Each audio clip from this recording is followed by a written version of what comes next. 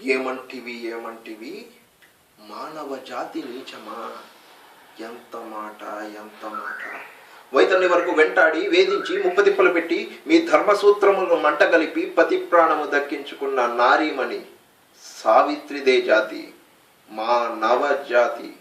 తన భక్తితో సాక్షాత్ పరమశివుణ్ణే ప్రత్యక్షము గావించి మీ పాశమును సైతం గడ్డిపూచగానించి ప్రాణహరులైన మిమ్ములనే ప్రాణభయంతో పరుగులెత్తించిన పసివాడు మార్కండేయుడిదే జాతి, మా నవజాతి.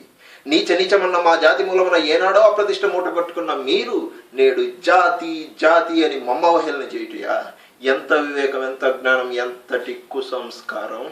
నేటి నుంచి దేవుడు అధికుడు, నరుడు అధముడు అన్న కించభావాన్ని కూకటి వేళ్లతో సైతం పెకలించి వేసేత.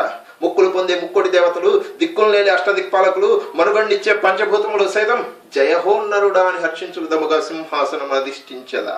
వర్ణమణిమయ రత్న ఖచితాలంకృతమైన ఈ సభా మందిరమున, అకుంఠిత సేవాదక్ష పరివార సమూహ మధ్యమున, భూతల పరిరక్షణ ధర్మ నిలయమైన ఈ రౌరవమున సర్వదా శతద సహస్రద పాప పంకిలమైన కుల మత జాతి కూపమును సమూలముగా శాశ్వతముగా ప్రక్షాళన గావించదా. Any doubts?